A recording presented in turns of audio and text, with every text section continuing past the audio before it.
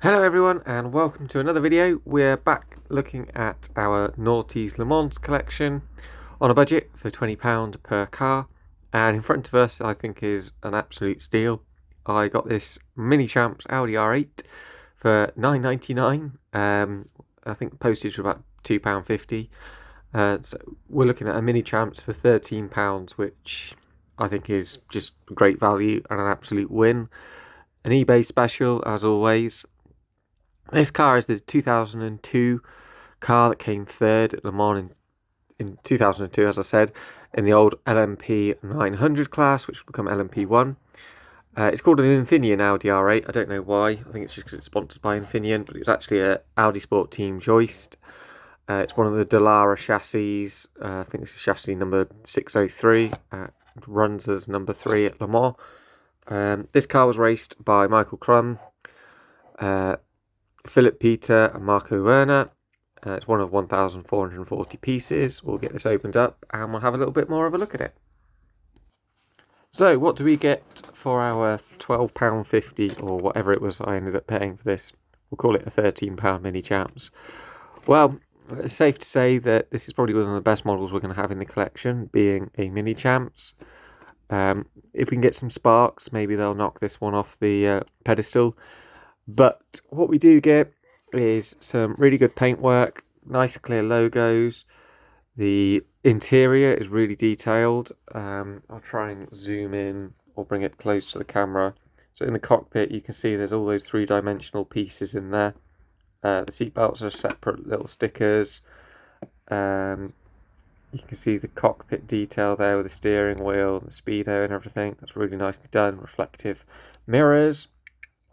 Delicate little antennae, or radio mast. These are actually moulded separately and then inserted, so they have got some depth to them. The lights are really nicely done. And if you look at the back, got tow hook. It's quite thick, the tow hook, but it's a good representation, I think. You have got these extra little Audi emblem there. The lights on this car are clear, but they should have like red inserts, or when the light is on it's red. So that's clearly done.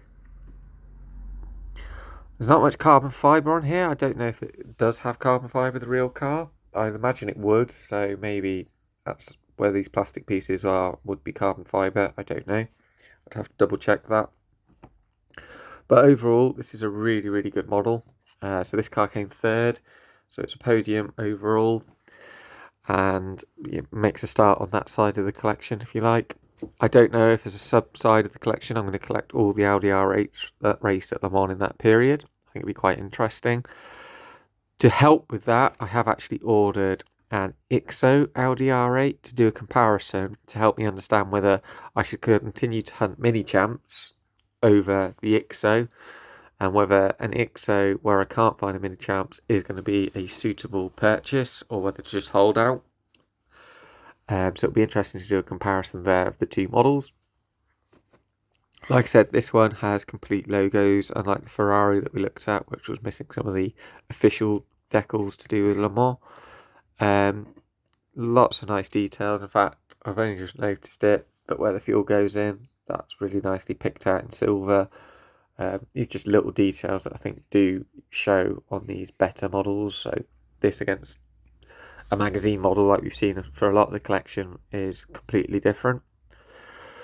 It would be interesting to see how Spark compares to this. There is a Spark Hachette magazine model that is probably within budget and achievable, so I may again pick that one up to do a comparison. But the rest of these cars as Spark models in 1/43 are definitely out of our budget, I'm afraid. LMP 900 would become LMP 1. LMP 900 cars were the North Star Cadillacs, the front-engine Panos. There were the Riley and Scotts, so a lot of the American cars. There were some Lolas that raced in LMP 1. I think in LMP 900, I should say, LMP 1 as it were, there were definitely more Lolas, Courage, Creation, Zytec, people like that. Lister Storm had a car in LMP 900. That's a model I cannot see us getting in our budget range. I think Spark are the only ones that do it, and most of them sell for £50 or even £100 for purchasing. But yeah, the Audis are definitely achievable.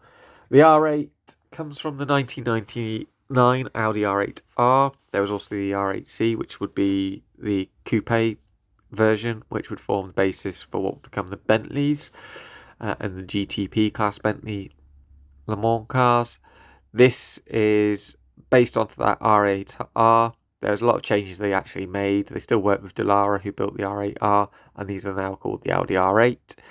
I think they created about 22 of these.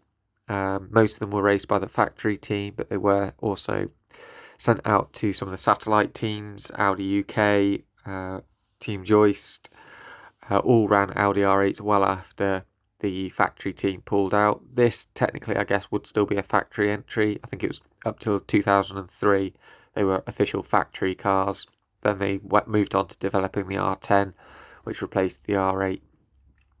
It's interesting that the Audi R8 moniker came back again for their sports car they released in about 2006, 2007, I think.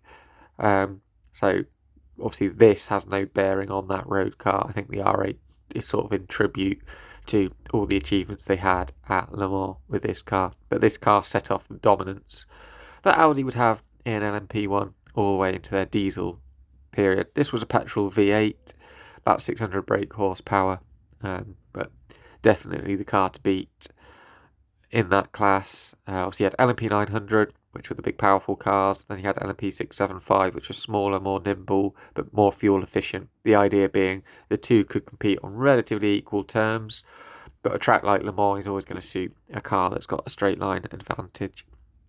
And Audi are the masters of efficiency. One of the biggest things that they brought out with this car is the fact that they could change the whole rear end on this car in less than 20 minutes, which at Le Mans was a game changer. They could replace gearboxes and engines if they needed to. I think the regulations actually mean that you cannot do that, but in other events and just out of ease of use, that's one of the biggest things about the Audi was how quickly they could work on this car. It's a proper endurance car.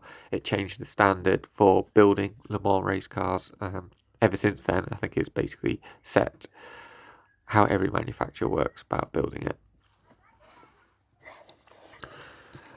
But as you can see, really interesting looking car. This is the third place car. I picked this one out of the bunch that were $9.99. I should have probably bought more of them because they have since all sold. But this was the one that I don't see other sellers retailing in our budget. So this is why I picked this one out. There are other cars that he had that other people do have, maybe for about £15. But this one didn't seem to be up by anyone else. Of course, it probably will now pop up now that I bought it. But at $9.99, I have absolutely no complaints. So yeah, really awesome to have this in the collection. Let me know what you think. $9.99 for a Minichamps. Is that a steal?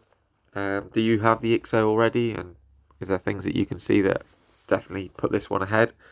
Let me know what you think. The next car that's coming to the collection is going to be another prototype. It will be an American prototype.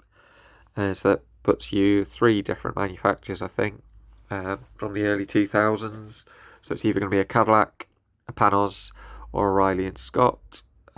Or potentially, actually, I guess the Reynards and the Lolas technically have some American connection. Most of them were British built, though. But I'll let you guess as to what potentially is coming next month. Hope you enjoyed the video. Let me know what you think. And I'll catch you for another video soon.